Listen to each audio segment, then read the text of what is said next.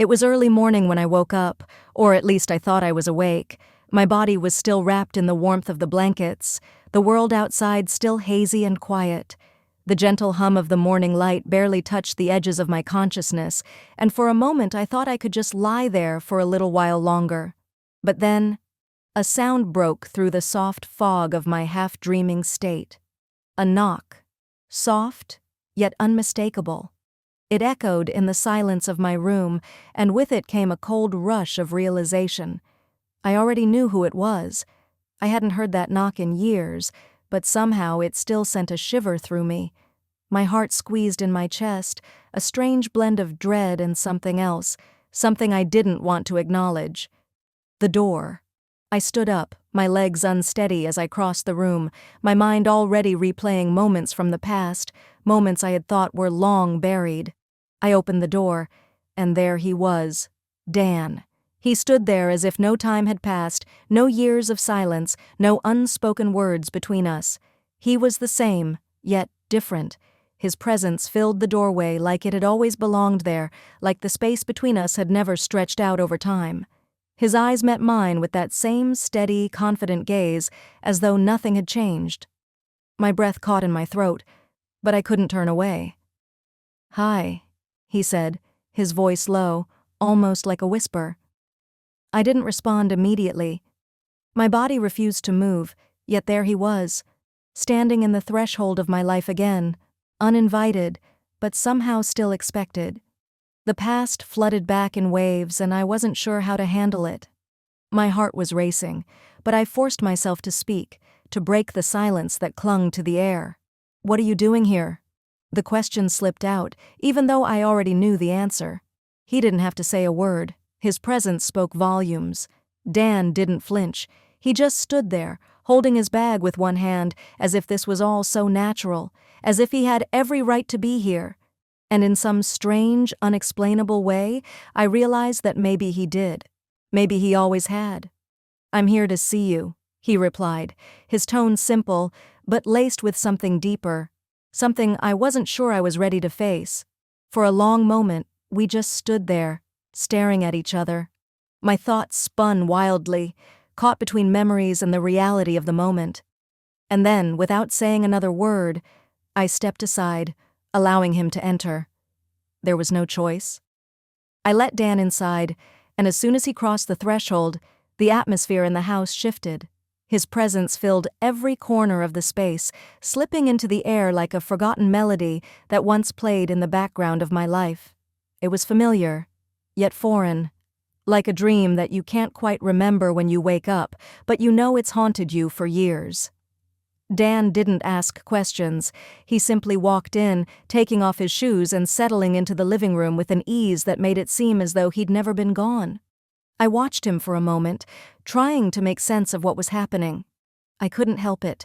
It felt like the ground beneath me had shifted, like things were slowly slipping back into place in a way that was both comforting and unnerving. It wasn't long before Jason came down the stairs. He was groggy, his hair messy from sleep, but he smiled at me when he saw me standing by the door. He didn't seem to notice the subtle shift in the air, the way it felt charged with something unspoken. "Morning," Jason said, his voice thick with sleep. He glanced at Dan, who stood up to greet him. "Morning," Dan replied, offering a tight smile. Jason didn't seem to think much of it.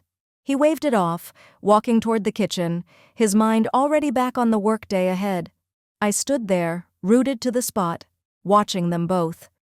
Dan's calm demeanor was unnerving, like he was comfortable in this space that wasn't even his. The conversation was light, almost mundane, but there was an undercurrent of tension beneath it all, an energy that pulsed through the room but remained hidden, like a shadow waiting to emerge. I could feel it, but I didn't know how to acknowledge it. How could I? Jason spoke about work, about the project he was handling at the office. His words felt distant, as if they didn't belong to this moment. I found myself focusing on Dan, on the way he moved through the space, his quiet, deliberate movements, the way he glanced over at me when he thought I wasn't looking. I tried to ignore it, but it was hard not to feel the weight of his presence in every corner of the house. Every time his eyes briefly met mine, my stomach tightened. When he sat down at the kitchen table with us, it was as though time had folded back on itself. Dan had always been there before, in moments that felt like this, familiar, yet something that had long been lost.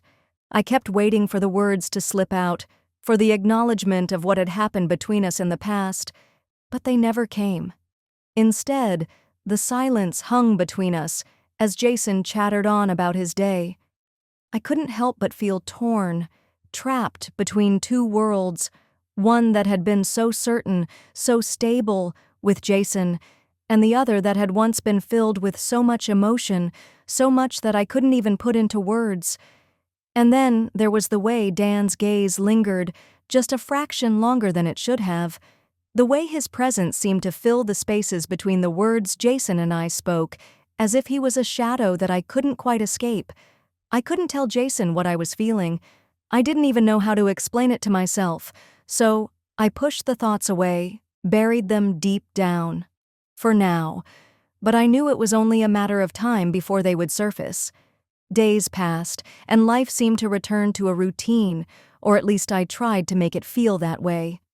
Jason left for work early, and Dan stayed in the background, a quiet presence in the house. I focused on the ordinary tasks, cooking, cleaning, and maintaining the daily rhythm. But the calm was fragile. Dan never demanded anything, yet his presence was impossible to ignore. Sometimes, when I thought I was alone, I'd catch him glancing at me, and the look in his eyes lingered longer than it should have. It was like the past was reaching out, quietly pulling me in, and I was powerless to stop it. One morning, Dan was in the kitchen making breakfast. I sat down, still half asleep, trying to convince myself that nothing had changed, but each time he looked at me, there was an unspoken tension in the air. "Jason's been really busy lately," I said, trying to break the silence. Dan didn't answer immediately. "He's always busy," he finally said, his words heavy with meaning. I looked away, avoiding his gaze. The weight of his words hung in the air between us. I couldn't tell if he saw it too, but the tension between us was real, undeniable. And no matter how much I tried to ignore it, it was growing harder to pretend everything was fine. A week had passed since Dan returned, and I still couldn't shake the unease that had settled in my chest. Jason's routine hadn't changed, and neither had Dan's quiet presence in our home. But I felt different. My mind was restless, constantly drifting to places I didn't want to go. The tension I had been trying to ignore was now more than just a fleeting thought. It was a persistent ache that refused to let me be. One afternoon, I suggested to Dan that we go for a walk in the park. I needed to clear my head, to step outside the bubble I had been living in for the past few days. Maybe being outside, surrounded by nature, would help me find some clarity. We walked side by side in silence, the crunch of leaves beneath our feet the only sound between us. The park was quiet, almost empty, and I could feel the weight of the moment pressing in on me. The cool air bit at my skin, but it didn't make me feel any more grounded. "You're not as happy as you seem," Dan said, breaking the silence. His words hung in the air, cutting through the noise of my thoughts. I stopped walking, taken aback by his bluntness. How could he possibly know what I was feeling? "I'm fine," I said, trying to brush it off with a laugh. But the truth was, I didn't know if I was fine. I didn't know what I was anymore. Dan didn't respond. Instead, he just looked at me, his eyes filled with a quiet understanding that made my chest tighten. "You used to be different," he said softly, his voice almost a whisper. I didn't know how to answer. I had tried to convince myself that everything was normal, that I was still the person I had been before everything got complicated. But standing there in the park, with Dan beside me, I realized that I wasn't the same, and I wasn't sure who I was becoming. "I need to go home," I said, my voice shaky, and I turned to walk back. I didn't know if I was running from the truth or running towards it, but I couldn't keep pretending. Something had to change, but I didn't know how to fix it. The days blurred together after that walk, each one stretching longer than the last. I told myself that I was overreacting, that the tension between Dan and me was just in my head. But it wasn't. Every moment we spent in the same space seemed to heighten something inside me that I couldn't control. Jason was distant, consumed with work, and I had no one to confide in. Dan continued to slip in and out of our lives with a quiet ease, his presence settling over me like an unspoken pressure. He never spoke of what had happened between us, the past that still clung to us like a shadow. But there were moments, small moments, that made me feel like nothing had changed, like I was still the person I was when we were together. One evening, I sat at the dinner table with Jason, listening to him recount a frustrating day at work. His words felt distant, almost foreign. I nodded in all the right places, but my mind was elsewhere. It kept drifting back to Dan, who was in the next room, his every movement like a ripple in the air. I couldn't help but notice how close we had become without saying anything, how the silence between us had grown louder. When Jason got up to refill his drink, Dan walked past the table. His hand brushed against mine as he passed, and the sensation shot through me like electricity. I froze, my breath catching in my throat. The simple touch left my skin tingling, and for a split second, I wondered if Jason had noticed. Dan didn't look at me. He never did in those moments. But I felt the weight of his gaze from across the room, his presence heavy in the air. It was as if every inch of space between us had closed in, and I couldn't breathe without feeling it. Later that night, as I lay in bed next to Jason, I could hear Dan moving around the house. My mind kept drifting back to that touch, to the way my body had reacted, and it terrified me. I wanted to push the feeling away, but I couldn't. It was there, undeniable and raw, a reminder of something I couldn't ignore. I turned toward Jason, watching him sleep, and I felt a pang of guilt. This wasn't fair to him. But even in the silence, even with my thoughts tangled in confusion, I couldn't push away the growing realization that something inside me had shifted, and it was only a matter of time before it would all unravel. It was inevitable, though I didn't want to admit it. Something inside me had broken that night when Dan's touch lingered in my mind long after the physical contact had ended. The walls I had tried so desperately to build up around my emotions were starting to crack, one small fracture at a time. And as much as I wanted to ignore it, I couldn't. The tension between Dan and me had reached a point where it was impossible to ignore. One evening after dinner, Jason retreated to his study to work, as he often did. The house fell silent, except for the soft hum of the refrigerator and the occasional creak of the floorboards. I found myself in the living room, absent-mindedly flipping through a magazine, but every part of me was aware of the space Dan occupied in the room with me. Without warning, he moved closer, his steps quiet but deliberate. I didn't look up at him, didn't acknowledge him, but I could feel his presence, his eyes on me. I was acutely aware of every inch of space between us, and yet it felt smaller with each passing moment. And then he spoke. "I can't stop thinking about you," he said, his voice low, almost a whisper, yet clear enough for me to hear. My heart stuttered in my chest. My breath caught. I should have said something. I should have pulled away, shut this down before it could go any further. But instead, I sat there frozen, caught in the moment. I could feel the pull of his words like a magnetic force, drawing me in. I had always known there was something between us, something unspoken, but hearing it out loud changed everything. Dan was standing right in front of me now. His gaze held mine, unwavering, searching. I could feel his breath on my face, his presence overwhelming. "I never wanted to leave," he murmured, his hand reaching toward mine. The touch was slow, deliberate, but it felt like the world had slowed down around us. I could have pulled away. I could have stopped it all before it went any further. But instead, I found myself leaning into his touch, drawn to him in a way that terrified me. His fingers brushed against my skin, and the contact was electric, igniting something I had buried deep within myself. Without thinking, I stood up, and in that split second I crossed the line. Dan closed the distance between us in an instant, and his lips met mine in a kiss that was more than just a kiss.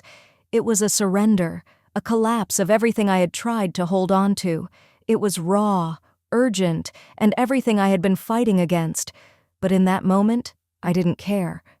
My mind screamed for me to stop, to think about the consequences, about Jason. But my body ignored the warning signs, responding to Dan with a hunger I couldn't control. I had crossed a line I couldn't uncross, and now there was no going back. The morning after felt like a weight that I couldn't shake off, a heaviness that lingered in the air. I woke up with the sun already filtering through the curtains, but it didn't bring the usual warmth.